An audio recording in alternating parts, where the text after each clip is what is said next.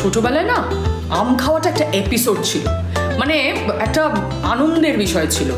কত তাড়াতাড়ি কে আমটা শেষ করে আটিটা চুষে পেছনের বাগানে ফেলতে পারবে এবং বর্ষাকালে কার আটি থেকে মুকুলটা হয়েছে সেটা দেখার একটা কম্পিটিশন। বুঝুন কি বোকা ছিলাম। গ্রীষ্মকালে আম খেয়ে আমের আটি পেছনের বাগানে ফেলে বর্ষাকালে কি করে বুঝবো কোন আটিটা কার? কিন্তু আমরা সত্যি খুব সরল সাদাসিধে বাচ্চা ছিলাম, যাই বলুন, তাই এইসব জিনিস করতাম। কিন্তু ওটা একটা অন্যরকম আনন্দ, জানেন। আপনারা দেখছেন ডার্ক ফ্যান্টাসি প্রেজেন্স প্রিয় তারকার অন্দরমহল, কো পাওয়ার্ড বাই শ্যামস্টে। আজকে আমরা যাদের অন্দরমহলে প্রবেশ করব তারা হচ্ছে আপনাদের প্রিয় সিরিয়াল নেতাজির কিছু শিল্পী। এরা কিন্তু ক্যামেরার সামনে খুব গম্ভীর চরিত্র অভিনয় করে, ভেরি সিরিয়াস, কিন্তু আসলে যে এরা কিরকম সে তো আমি হাড়ে হাড়ে জানি। চলুন দেখি।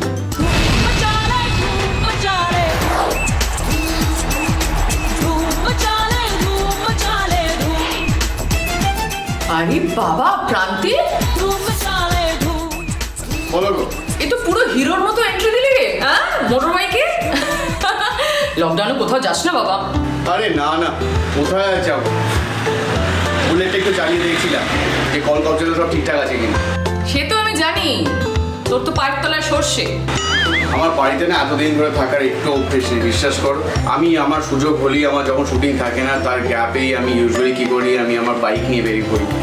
তো সেটা আশেপাশে নয়, কখনো কাশ্মীর, কখনো ভুটান, হিমাচল প্রদেশ। আমার ম্যাক্সিমাম টাইম আমার বাইক নিয়ে আমি ওদিকটাতে চলে যাই। তাই? তো কোথায় থাকিস? থাকা তো সেরকমভাবে ফিক্সড কিছু হয় না, কারণ সব থেকে আনপ্ল্যান্ড হয়। তো যার জন্য ওই কোনো স্থানীয় বাসিন্দার সাথে থেকে যাই। মোস্ট অফ দ্য টাইম আমি ওখানকার লোকালদের সাথেই থাকি। সেই সকালবেলা উঠে গাছে কাঠফাট কেটে নিয়ে আসা, ডাল কেটে নিয়ে আসা, রাত্রিবেলা রান্না বসানোর জন্য। পাহাড়ে যেরকম থাকে ওখানে ইলেকট্রিসিটির প্রবলেম থাকে, সো ম্যাক্সিমাম এইসব আগুন জ্বালিয়ে কাজকর্ম হয়। তো সেইভাবেই আমার সময় কাটে আর কি। একটা খুব মনে করার মতো এক্সপিরিয়েন্স হচ্ছে যে একবার আমি এই হিমাচল যাচ্ছিলাম। তো আমি কলকাতা থেকে বেনারস থেকে দিল্লি, তো বেনারস একটা হল্টি। তো বেনারস থেকে দিল্লি যাওয়ার পথে আমি হাইওয়েতে আমার বাইক ব্রেকডাউন করে। তো সেখানে হাইওয়ের পাশেই আমরা থেকে যেতে হয়। মজার বিষয়টা হচ্ছে যে আমি যেখানটায় ছিলাম একদম হাইওয়ের পাশে, তো সেখানে পাশে বিশাল বট গাছ ছিল, তো তার পাশেই আমি শুয়েছিলাম। যত অন্ধকার হয় আমি দেখতে পাই যে পুরো গাছটা না জোনাকিতে ভরে যায়, ওরকম আলো করে রয়েছে পুরো এই জায়গাটা। তো বেসিক্যালি এইসব এক্সপিরিয়েন্স না পয়সা দিয়ে হয় না, ফার্স্ট থিং, অ্যান্ড এগুলো প্ল্যান করে হয় না। সত্যি রে, এইসব মুহূর্তগুলো টাকা দিয়ে কেনা যায় না। তা তুই যেন হুটহুট করে বেরিয়ে যেতে এসলাম, মা কিছু বলতেন না? মা এমনি কুল, মাকে নিয়ে কোনো প্রবলেম হয় না। আগে একটু বকাবকি করতো, এখন ঠিক আছে, এখন মানিয়ে নিস। মাকে কতটা জ্বালাতে সেটা মার মুখ থেকেই শুনবো। দাঁড়া রাখছি। মা, কে দেখছেন? নমস্কার মাসিমা। ছেলে খুব জ্বালাতো তাই না? আগে বাড়িতে না থেকে জ্বালাতো, এখন থেকে জ্বালাতো। এরকম বলো না এরকম। তোমার ছেলেকে কত লোক ভালোবাসে বলো তো? এইসব জায়গায় এরকম জায়গায় বলে দেবে তুমি? আর বলো না, 14ই আগস্ট কাশ্মীরে কাছেও প্রান্তিক বাইকে করে কাশ্মীর চলে গেল। মাসি কি মানে ওখান থেকে ফোন করছে আমি কাশ্মীরে, কি টেনশন হয় বলো তো। না, অ্যাকচুয়ালি 14th আগস্ট হচ্ছে পাকিস্তানি ইন্ডিপেন্ডেন্স ডে। সো আমি তার 2-3 দিন আগেই এখান থেকে ট্রাভেল শুরু করেছিলাম। তো ওখানে পৌঁছে গিয়ে জানতে পারি অ্যাকচুয়ালি ওদের কারফিউতে কাশ্মীরে কারফিউ হয় যখন ইন্ডিপেন্ডেন্স ডে চলে, 15th আগস্ট আমাদের। তো ওই সময়টাতে আমি কাশ্মীরে ছিলাম, তাই না? হ্যাঁ। আর এখন বাড়িতে কি করছে? এখন বাড়িতে থেকে সারাদিন চান কর, যা খেতে যা, খেতে আয়, তারপর তো সারা বাড়ি আসছে।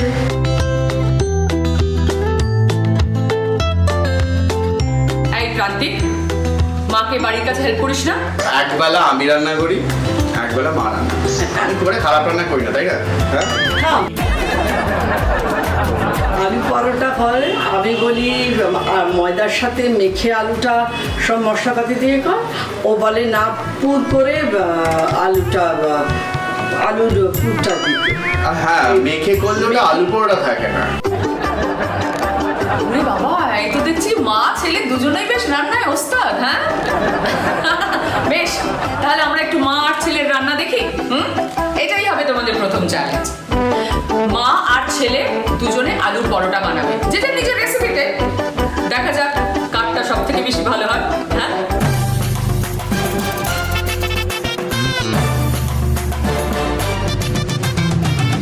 প্রান্তি, পরোটা গোল হতে হবে কিন্তু, এসের ম্যাপ হলে হবে না। খুন্তি হাতায় আওয়াজ তুলে করছি কেমন রান্না, ও বাঙালি দেখে যারে কাইসা কুষার রান্না।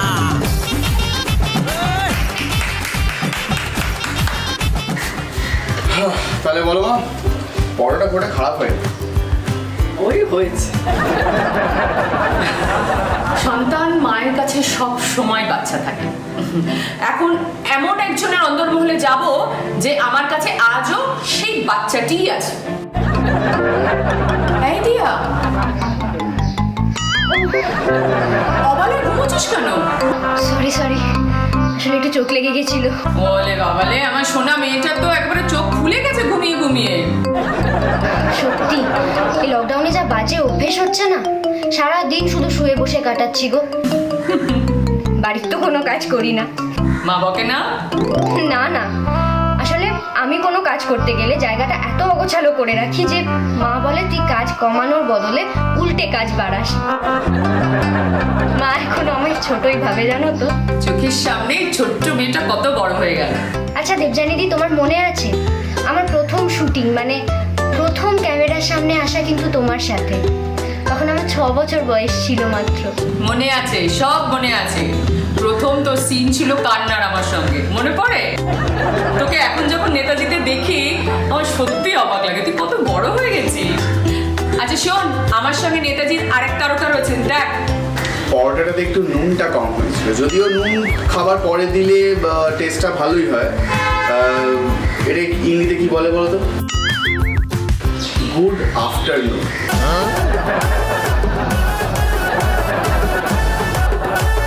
সত্যি প্রান্তিকদা তুমি পারো। জানো দেবযানীদি, প্রান্তিকদা সবসময় এরকম করে, মানে শুটিং ফ্লোরেও যা কিছু হয়তো কিছু নিয়ে কথা হচ্ছে, তার মধ্যে প্রান্তিকদা হঠাৎ এমন একটা কমেন্ট করবে যেটা শুনে হাসতে হাসতে আমাদের সবার পেট ব্যথা হয়ে যায়। আচ্ছা, তোর অনস্ক্রিন বটটা যে তোকে সবসময় কাঁদায়, তাকে একটু কল করি। এই নে। আরে দিদি, আমাদের মেয়েটাকে এত অত্যাচার করিস কেন? হ্যাঁ, কেন কাঁদাস? বিশ্বাস করে এসব কিন্তু কিচ্ছু সত্যি নয়। তাও আমি দেখো সবার সামনে কান ধরে সরি বলছি। তুমি দিয়াকে জিজ্ঞেস করো, আমি কিন্তু কখনো ওকে জোরে মারি না। উল্টে ও আমাকে বলে যে নীলা তুমি ওকে মারো, তুমি ওকে জোরে মারো, তাতে নাকি ওর রিয়েল অ্যাক্টিং বেরোবে। হ্যাঁ সত্যি, ধরো এরকম কোনো একটা সিকোয়েন্স আছে যেখানে নীলদা আমাকে মারবে, নীলদা এত আস্তে করে মানে বাচ্চাদের মতো আলতো করে মারবে যেটা ক্যামেরায় ধরা পড়ে যায়। ডিরেক্টর অন্যদিক থেকে চেঁচাতে থাকে, এই নীল জোরে মার, দেখা যাচ্ছে তো। নীলদা তখন ছোট্ট মুখ করে বলে, আমি মারবো তো লেগে যাবে জোরে মারলে। আমি বলি না না লাগবে না, তুমি মারো আমাকে, না হলে তো শর্টটাই হবে না। অনস্ক্রিন নীল যতই বদমাইশি করুক না কেন, আসলে কিন্তু একটা গোবা ছাড়া ভালো নিরীহ ছেলে, ভীষণ ভালো ছেলে। আচ্ছা শোন না, তোর এই গুড বয় থেকে ব্যাড বয় হয়ে ওঠার গল্পটা একটু কর। আমার বাবা ফিল্ম ডিরেক্টর ছিলেন, তো আমার শুরুটা কিন্তু অ্যাজ চাইল্ড আর্টিস্ট 1997 সাল, বাবারই ডিরেকশন। তো তখন থেকেই আমার মাথায় একটা অভিনয়ের ভূত মানে ঘুরতো আর কি, ছোট থেকেই। তো তারপরে আমার লাইফে একটা মিশাদ ঘটে যায়। 2004 সালে আমার বাবা মারা যান। মায়ের খুব একটা ইচ্ছা ছিল না আমি অভিনয় করি, মানে অভিনয় জগতে আসি। তোমাদের সকলের আশীর্বাদে, সকল গুরুজনের আশীর্বাদে এবং দর্শকদের গালাগালকে আশীর্বাদ করে এখন এগিয়ে চলেছি। কিন্তু নীলও তো গান বাজনায় তু কর, নীল একটা গান না? ঠিক বলেছিস, একটা নাচ গান হয়ে যাক, নাচ গান হয়ে যাক। অনেকক্ষণ গল্প করা হয়েছে, কি করা যায়। আচ্ছা শোন নীল, তুই একটা সিনেমার গান গাইবি, আর সেই সিনেমার কোনো হিরো বা হিরোইনের স্টেপে দিয়া নাচবে। ওকে, তো গান গাওয়ার জন্য সবসময় রেডি। চল। अच्छा चलता हूँ दुआओं में याद रखना, मेरे जिक्र का जुबां पे स्वाद रखना। अच्छा चलता हूँ दुआओं में याद। এটা আইডিয়াল মুশকিলের গান। এখানে আমার ফেভারিট ঐশ্বরিয়া রাই আছেন, কিন্তু ওনার গানে না যাচ্ছা চেষ্টা করছি আমি। হয়ে যাক। मेरा चैन वैन सब उजड़ा, जालिम नजर हटा ले,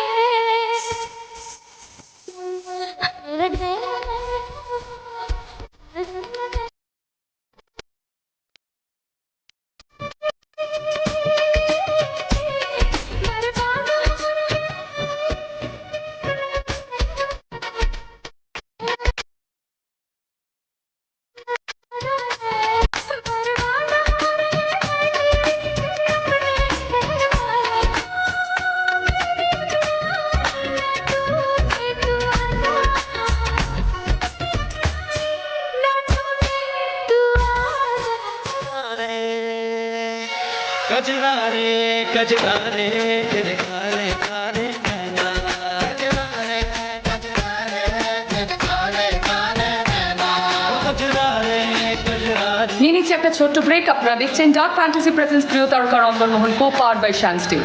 সঙ্গে ফিরে এলাম ব্রেকের পর। আপনারা দেখছেন ডার্ক ফ্যান্টাসি প্রেজেন্স প্রিয় তারকা রন্দনমোহন co powered by Shyam Steel. আমার কস্টিউম স্পন্সর করেছে Aishi, the diva the dream. बीचक दाना दाने हर दाना, बीचक दाना।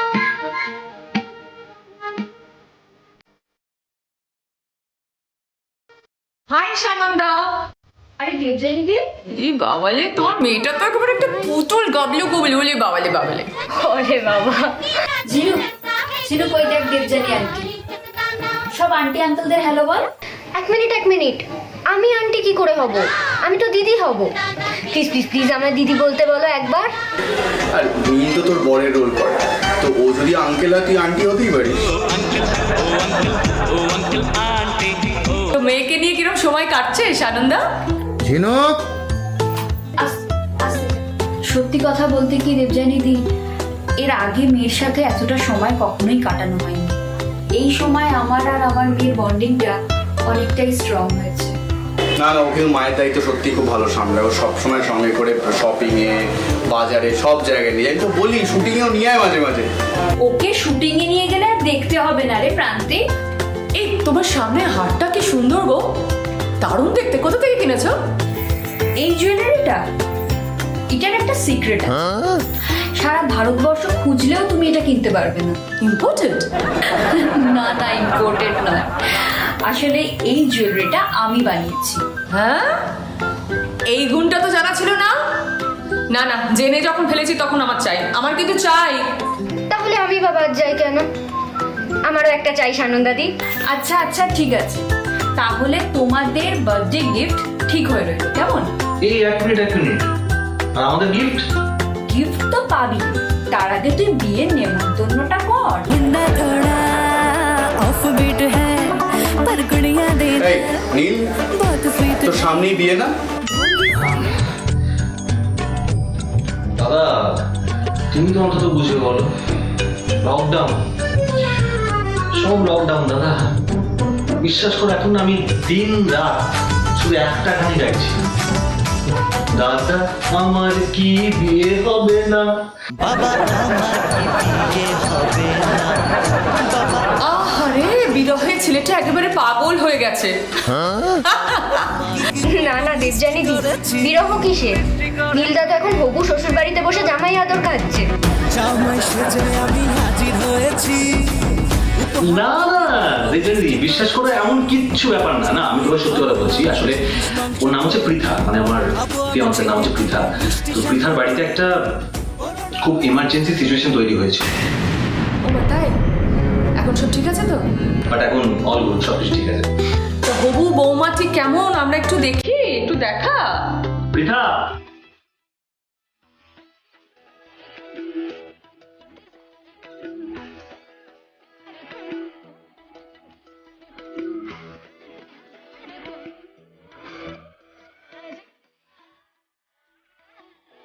ভাই বিয়ে করবে, সংসার করবে, পরীক্ষায় পাশ না করলে হয়? মানেটা খুব সিম্পল। এখন একটা খেলা হবে, প্রান্তিক আর মাসিমা টিম এ, নীল আর পৃথা হচ্ছে টিম বি। টিম এ ভার্সেস টিম বি একটা গেম খেলবো। কি ছেলের সাথে মায়েরও পরীক্ষা? মাসিমা, খেলতে হবে। আসলে এই বান্ডুলে ছেলেটাকে বিয়ে দিতে হবে, তো যতদিন না বিয়ে হচ্ছে মাকে তো একটু সামলাতেই হবে মাসিমা, প্লিজ। প্রান্তিক, তোর একটা হাত পেছনে থাকবে, মানে ধর তোর বাঁ হাতটা পেছনে থাকবে, মাসিমার ডান হাতটা পেছনে থাকবে, রাইট? টিমে টিম বিরো সিমিলার, একজনের নীলের বাঁ হাতটা পেছনে থাকবে আর পৃথা ডান হাতটা পেছনে থাকবে, রাইট? এই অবস্থায় একটা বালিশের ওয়ার পরাতে হবে এবং বিছানার চাদর পাততে হবে। টাইম হচ্ছে 30 seconds. Your time starts now.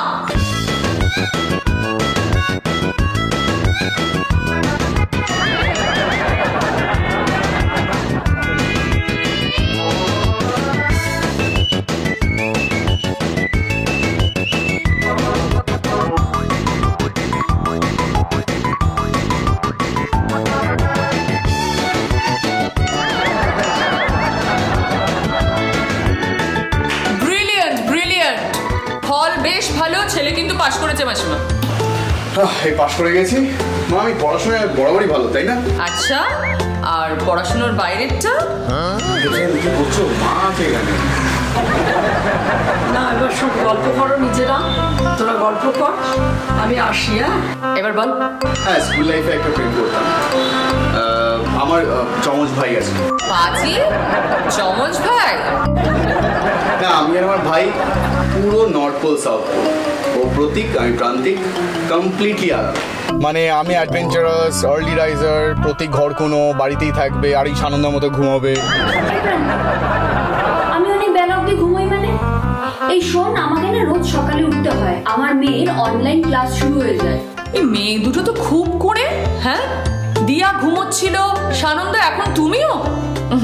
না, আমাকে তো তোমাদের চাঙ্গা করে তুলতেই হবে। শোনো, একটা খেলা খেলি। আরে খেললে ঘুম চলে যায়। টেবিলে 15টা প্লাস্টিকের গ্লাস রাখা থাকবে, একটা বেলুন ফুলিয়ে সেই বেলুনের হাওয়া দিয়ে গ্লাসগুলো টেবিল থেকে ফেলতে হবে, রাইট? তার মধ্যে তার আগেও যদি বেলুনের হাওয়াটা বেরিয়ে যায়, আবার বেলুন ফুলিয়ে কিন্তু সেম কাজটা করতে হবে। চলো, লেটস স্টার্ট।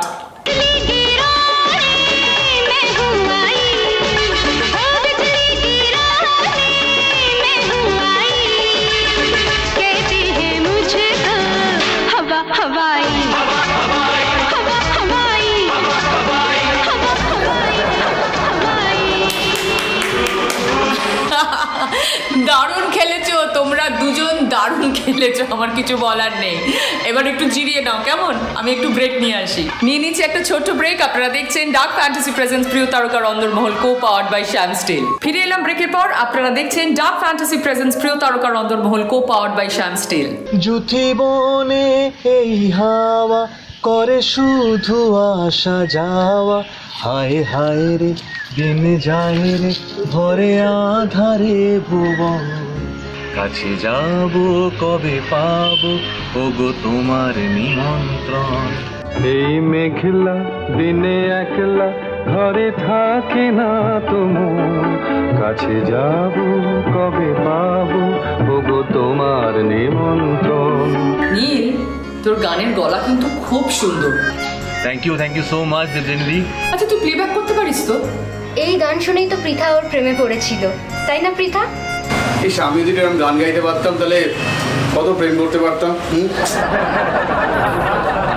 প্রান্তিক, এবার তুই একটা সত্যি কথা বলতো, বাইক নিয়ে পথ যদি না শেষ হয় করে তো বেরিয়ে পড়িস, পেছনের সিটটা কি ফাঁকা থাকে না থাকে না?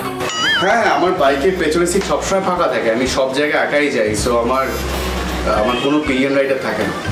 মেয়েরা শুনতে পাচ্ছ তো, প্রান্তিক মোটর বাইক নিয়ে যখন বেরিয়ে পড়ে পথ যদি না শেষ হয় করতে করতে, তখন কিন্তু বাইকের পেছনের সিটটা খালি থাকে। সো কি যে বলো না, এই পথ যদি না শেষ হয় তবে কেমন হতো। আচ্ছা নীল, তোদের কি করে শুরু হয়েছিল? আসলে দেবজানি দিয়ে আমাদের প্রথম দেখা হয়েছিল একটা পার্টিতে। আচ্ছা, এবং যা হয় আমার প্রথম দেখাতেই এনাকে খুবই পছন্দ হয়ে যায়। আমার গল্পটা কিন্তু ওরকম নয়। আমার প্রথমে দেখে মনে হয়েছিল যে যেই ছেলেটা অন স্ক্রিন এতটা বদমাইশ হতে পারে, সেই ছেলেটা বাস্তব জীবনে যে খুব একটা সুবিধের নাও হতে পারে, এটা আমার মনে হয়েছিল। তো যাই হোক, তারপর আস্তে আস্তে মিশলাম, মিশতে মিশতে বুঝলাম যে না, একটা মানে অদ্ভুত সরলতা কাজ করে। তারপর ডিসাইড করলাম যে না, চলো এই মানুষটাকেই আমার চাই জীবন। কি প্রথম শুনেছি প্রপোজটাকে কে করেছিল শুনি? প্রথম প্রপোজ? সেটাও একটা গল্প আছে, আমি বলছি। একদিন জানো তো ঠিক দাদাগিরি স্টাইলে আসলো, এসে বলল, পৃথা তোমাকে আমার খুব পছন্দ, আমি 2021-এ তোমাকে বিয়ে করি। ইস, কি আনরোম্যান্টিক তুমি নীলদা। এইভাবে কেউ প্রপোজ করে? না না, এটা একদম ঠিক নয়। যে ছেলে এত ভালো গান গায় তার গান গিয়ে প্রপোজ না করলে চলে? না না না না, ভুল যা হয়েছে সেটা ঠিক করে নিতে হবে। না, এটা তো অ্যালাউ করা যায় না, এবং সেটা আমিই ঠিক করব, আজকেই ঠিক করব। নীল, পৃথাকে তোকে প্রপোজ করতে হবে। দেবযানীদি, এসবের আবার কি দরকার এখন? বড় দিদি বললে সেটা শুনতে হয়। আচ্ছা আচ্ছা, ঠিক আছে ঠিক আছে, ওকে ওকে ওকে, নো প্রবলেম, করে দিচ্ছি। আজকে তোর এই প্রপোজ করা দিয়েই অনুষ্ঠান শেষ করব, এই মুহূর্তটাকে আরো মধুর করে তুলবো, রাইট? ঠিক আছে, ইতনা তো অ্যাক্টিং कर लेता हूं। চল চল, শুরু হয়ে যা। তুমি হাসলে আমার ঠোঁটে হাসি, তুমি আসলে জোনাকি রাশি রাশি, রাখি আগলে তোমায় অনুরাগে, বলো কিভাবে বোঝাই ভালোবাসি, সব চিঠি সব will you marry me? রং মিশে যায় রুক্ষ দুপুরে, সেই রং দিয়ে তোমাকে আঁকি।